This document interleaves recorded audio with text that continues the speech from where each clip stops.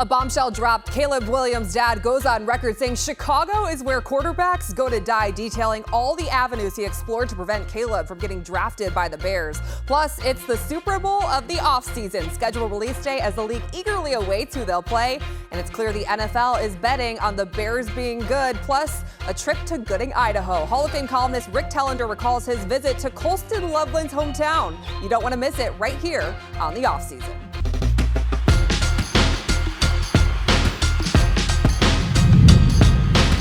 Hello, everyone, and welcome into the offseason. I'm Cassie Carlson, joined by the Score's Mark Grote. He is up at Hallis Hall almost every week as we go through Bears OTAs and rookie minicamp. We're coming off last week. You can also hear him 2 times a week on 670 The Score with Rahimi and Harris.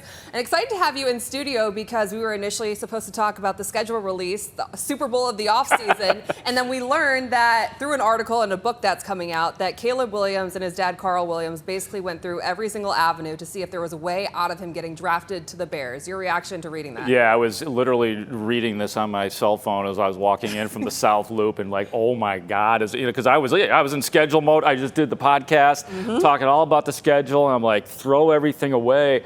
And the first thing that came to my mind is, oh my goodness, did the Bears dodge a bullet? It was the worst fear during the offseason and pre-draft process that there were rumblings of this, the dissatisfaction of Carl Williams, the father of Caleb Williams. It wasn't until really the combine when we got a chance to talk to Caleb Williams that we started to feel a little bit better about things. And then eventually the meeting with Ryan Poles and Carl Williams and Caleb Williams satisfied everybody.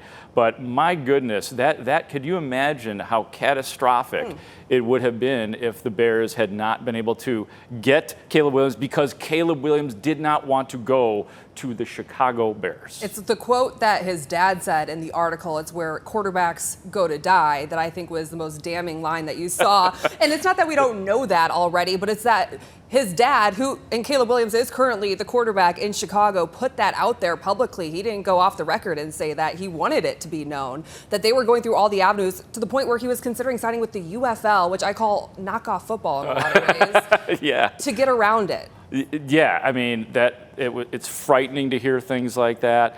The good part about all of this is that what it really came down to, as Carl Williams put it, all the parts were there. The gasoline was there. It was ready for the spark, but Caleb Williams said no, and paraphrasing, essentially, he didn't want to do that to Chicago. The other part of this, too, is like where quarterbacks go to die. I don't know if you remember this, but Muhsin Muhammad, a wide receiver for the Bears long ago, also said it's where wide receivers go to die. Who else goes to die in Chicago? There's a lot of death when it comes to going to the Chicago Bears, which is straight up frightening. With your experience covering the Bears, do you have any concerns that this casts a shadow over Caleb Williams and his career and everything he does for the rest of his time that he is in this market and on this team? Oh, you mean just because he put it out there? Yeah, because he put it out there. Is he going to be that diva? We're always going to reference it. Yeah, right. Is he going to be the guy that almost... No, the reason I don't think it will is because of the one very important part of the article, and that is that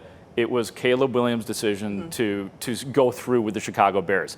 According to the article, Ryan Poles called Caleb Williams and he said, hey, no matter what, we are still going to draft you. No matter where you're thinking about playing, no matter what Carl is saying, Father Carl, what he is saying about... Carl, not the Pope. Not the Pope. See, there's always got to be some sort of... Where was the Pope in all of this? Yeah, right, we need the Pope. The Pope was not here in all of this. That's the problem. So maybe it was the Pope that influenced Caleb to say, you know what, despite it all, Dad, I want to still go to the Chicago Bears, because I think he was sort of won over by the city, even though he hadn't had much experience. But Caleb was a smart guy. He understood that. And I think he also understood that the ramifications would have been rough if he had done that to the city of Chicago. Anywhere, any city would have been angry about it, and especially if he didn't succeed where he went.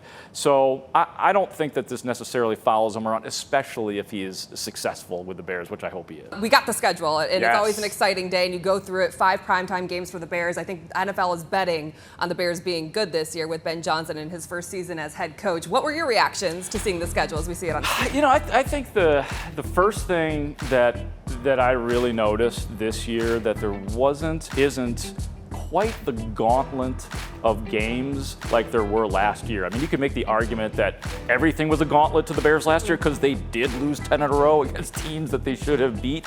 But last year, and this goes with another part of it, the Bears didn't have a divisional game, a game in the NFC North, until week 11, and then it was just ridiculous. I kind of liked that, though. I liked that there were higher stakes towards the end of the season. Now, it didn't really matter to the Bears at that time because they were on that 10-game losing streak.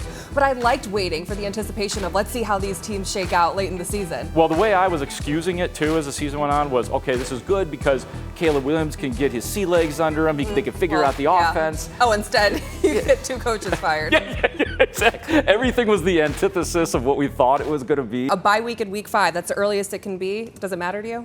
It does a little bit. That was one of my minor critiques of, I think you can find some sort of rationalization for the bye week happening at any time. But we don't know what's going to happen, like who's going to be injured, who's going to be, doubtful and all that kind of stuff. So it could be at a good time. Ideally, I'd prefer that to be more middle of the season, towards the end of the season. It's going to be interesting to see how they respond then going to Washington for Monday Night Football. They gotta make right the fail Mary that happened last year. Luke Nellis asked me a question on our schedule release show last night. He's like, is Tyreek Stevenson a starting corner come week 6? Wow, what a great question. I love that question. I think he will be. I think so too. And that the only reason I'm saying that at this moment is because I have a dream, it's not a prediction, a dream that Tyreek Stevenson has a pick 6 to win the game. Could you imagine that? Oh my gosh, can you imagine? Yeah, but then he hot dogs it right in the end zone and somebody knocks the ball. Why you gotta put that part in? No. A pick 6 is a pick 6. So that's the dream. In reality, I'll be releasing my wins and losses soon. Okay, you look at the back half of the season, Packers twice in 3 weeks. I think it's in a matter of 13 days. Do you feel like the Bears are on the right side of that rivalry, or is this one still up in the air for you? Well, ironically, I do have the Bears winning at Green Bay, ready for this, and then losing in the home game. There's a little bit of, I know it's weird. Any particular reason? Well, it's the Thomas Brown effect. Thomas Brown went in there and I think that there should be a Thomas Brown award, quite frankly, because of how Thomas Brown. The first ever interim coach. Yeah, the first ever interim coach, and then the guy breaks the losing streak at Lambeau Field. So if there's an unexpected win that occurs during the season or something just bizarre, it's the Thomas Brown Award. In this case, it's going to be the Thomas Brown effect. There will be carryover and the confidence that this team has that was instilled by the very authoritative Thomas Brown, and they will win that game at Green Bay and then lose at home. The over-under right now is at 8.5 wins. Are you taking the over or under? I've got the over. Yeah, is it You want me to tell you my record? Yeah, I do. 9-8. See, I was saying 9-8 too, and then I went through game by game, and I do have them beating Commanders, which puts them at 10-7. But I have them going 2-4 in the division, which is absolutely brutal. Okay, but 10-7 playoffs? That would have to be wild card. Yeah, I guess that would have to be a wild card. Do you think 9-8 is automatic? I don't think 9-8 is automatic playoffs. I don't think it is either. I think this is a really tough conference. Is it a successful season? Somebody asked me this question, so I'll throw it at you. Is 9-8 without the playoffs a successful season? I say yes. You say yes? They lost 10 in a row last year, Cassie. Grote, thank you so much. We appreciate your time. Always love it, Cassie. Still to come, we're talking to Seth Wickersham, who wrote about Caleb Williams trying to get out of being drafted to Chicago. And later, Hall of Fame columnist Rick Telander took a trip to Colston Loveland's hometown of Gooding, Idaho, and joins the show to tell us all we need to know about the small town and how it shaped the Bears' rookie tight end. Don't want to miss it. We are joined now by ESPN senior writer Seth Wickersham, the author of American Kings, a biography of the quarterback. Seth, thanks for joining us. I'm not sure Chicago was prepared for what they read today about Caleb Williams considering blowing up the NFL draft because of his concerns playing for the Bears, a place his dad, Carl Williams, said, quote, Chicago is the place quarterbacks go to die. So you spoke to both of them, and it sounds like they went to great lengths to try and see how to prevent Caleb from coming to Chicago.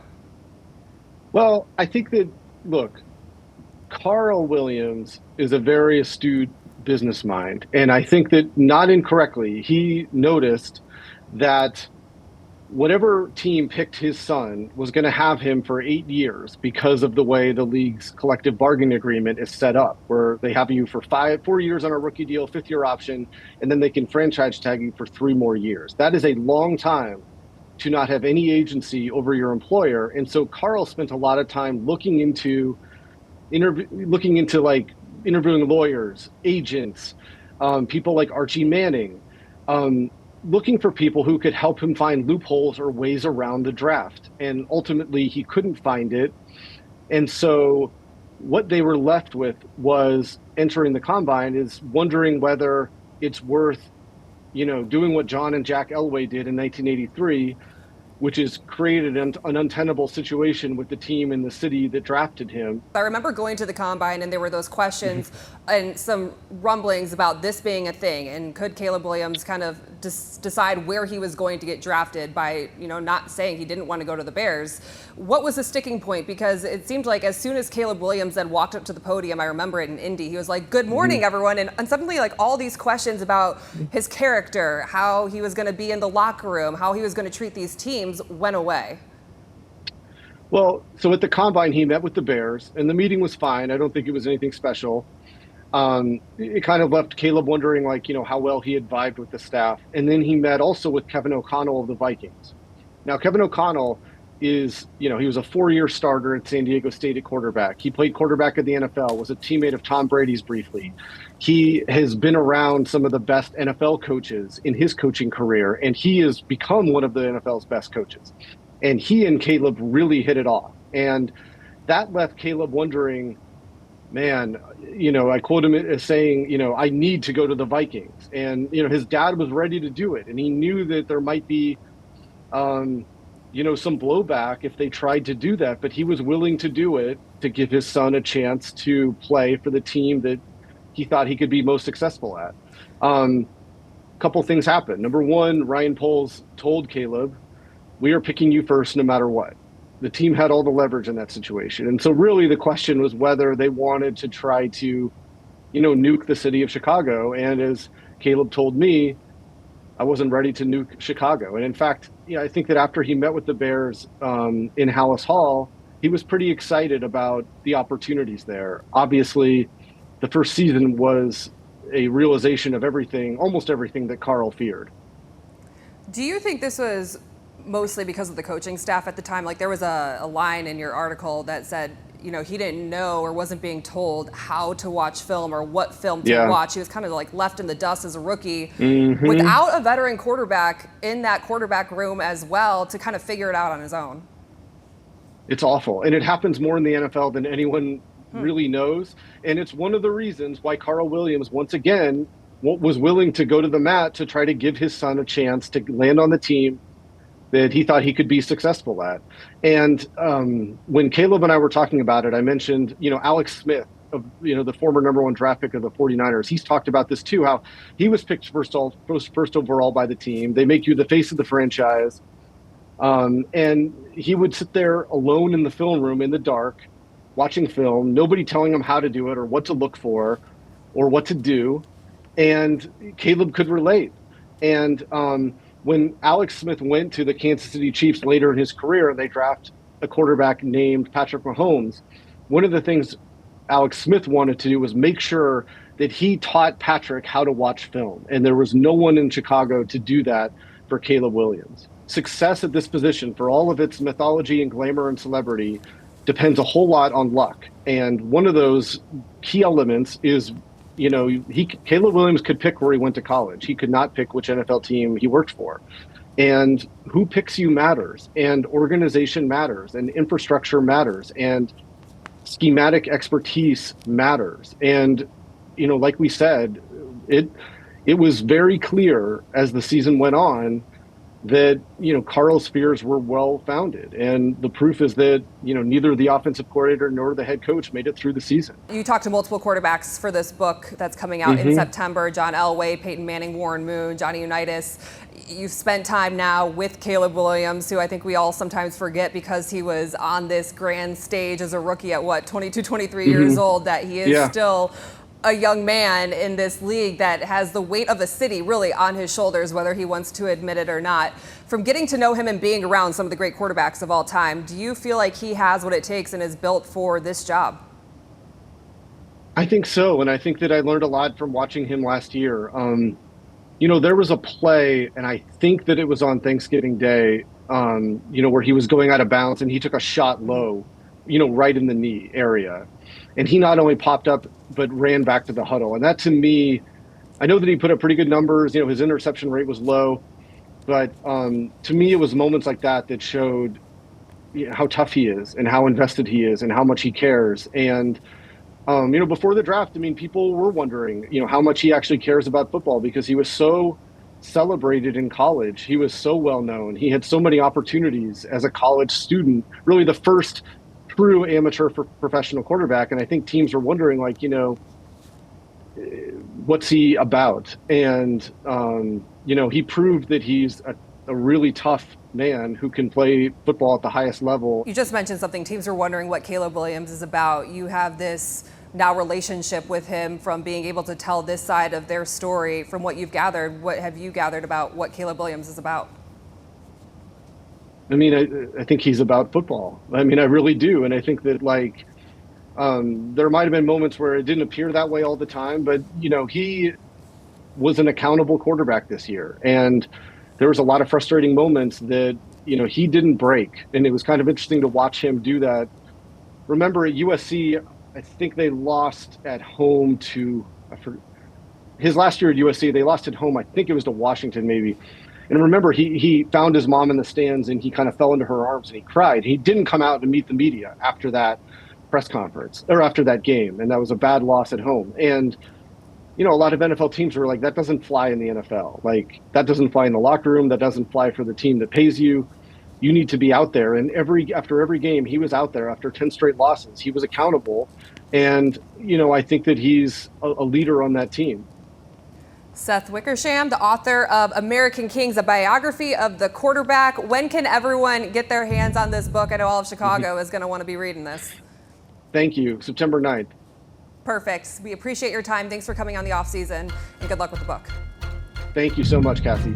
Still to come, rodeos, tumbleweed, and a 4-lane highway. Rick Telander takes a visit to Gooding, Idaho to learn about Colston Loveland. That's coming up right after the break. Hey everyone, and welcome back to the Offseason. So excited to welcome in our next guest. He is a Hall of Fame columnist, Rick Telander, now joining us for Fox 32 Chicago, writing some stories and columns on the website. And we got to talk about the story you released this week, because when Colston Loveland was drafted, everyone was talking about where this guy came from, Gooding, Idaho, and you actually made the trip to the town of 3,800 people. That's right. That's right. I counted them all. No, thank you for having me, Cassie, first of all. But Gooding, Idaho, nobody knows anything about Idaho, but it goes from Canada all the way down to Utah. And it touches Montana on this side, and it also touches Nevada and Wyoming. So people don't know much about it, but up towards the top, there's Glacier National Park, and down towards the bottom, where if you're headed east from Boise, which is the biggest city, it's about 110 miles east of there, and this is where you're going through rolling scrub brush, tumbleweed, kind of like nothingness, And it's not Sun Valley, Idaho. It's not one of those beautiful, gorgeous resorts. It's a cow, farm, animal, sheep area. So, but it's 110 miles away. However, the speed limit is 80. Well, I love that. One of the storylines was him growing up in a small town, now playing in the 3rd largest market in the country and a charter franchise in the Chicago Bears. And I remember asking him, what is Gooding, Idaho like? And he said, imagine the smallest town in Illinois you can think of. And it's basically that. But I'm looking at the photos that you took while you were there, and it shocked me that it was so dry and desolate and really not much around except for very mountains in the distance. Well, you hit on it. That's one thing that you come away with as you observe this panorama with the mountains, the Rocky Mountains far in the distance, that everything is dry. Unless there's a river or a stream or you're near a house, water is just not there. So, it becomes a precious thing, more valuable, I would say, in a lot of cases than oil.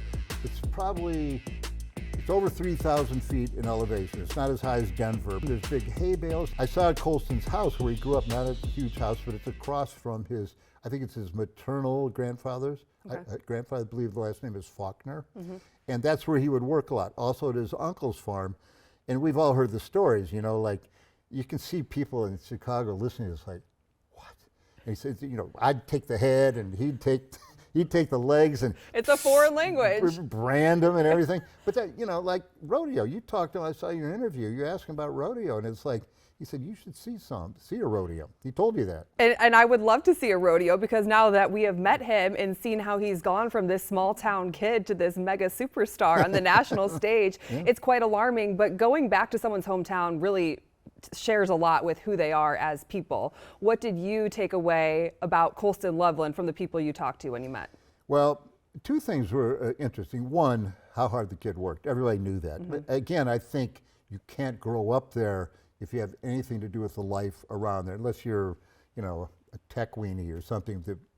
But I don't think there's much of that. It's all farm and ranching and cattle and hay and things like that. And so you got to work. So everybody said, this is a blue-collar kid. This is it. This kid, when he had to wrestle the steers and brand them before school, and he could go home and sleep and miss the first few classes. But the second thing, Cassie, that I heard from people there was, until they won the national championship at Michigan, and until this draft, Colston wasn't that big a deal. And I said, even like in high school, I said, no, he was good, but they weren't, 375 kids in their high school. So coming from such a small space, a small place in a small time program, without that national recognition, it's all the more remarkable, the journey for him to get from there to here. I was going to ask you, since you have been there, if you had a chance to sit down with Colston Loveland, what would you want to ask him? Oh man, first of all, I wouldn't treat him like a freak because he was in a rodeo or he liked rodeo. I think it's cool. I've seen rodeos, and those guys are the toughest humans.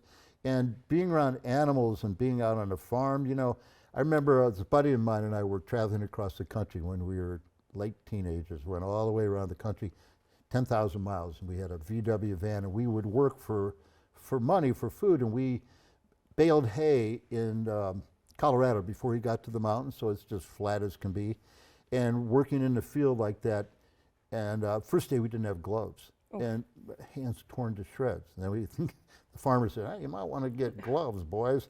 So we did, and your muscles ached, and it's the methodical, the boredom, the monotony of it, but there's something about the reward of it. And I would try to talk to him about that, how he felt doing these things, the parallel between working on a ranch and football. That's what I'm fascinated by, and also I would just talk to him and let it see where it went, find out what kind of guy he is, So you're not concerned about any of the blocking habits Nah. because this guy worked on a farm. I think he needs to work on his blocking a little, is what I've heard. Is that true? I've heard both sides. Probably depends on who you ask. Listen, does anybody want a tight end just because they can block a defensive tackle? No one wants some touchdowns. Exactly. That'd be fun. You just get some huge guy if you want a tight end doesn't do anything. Cassie, if I were to talk to him, and I hope I do get a chance to talk to him, I would ask him about that ranch life and not just like, oh, wow, really?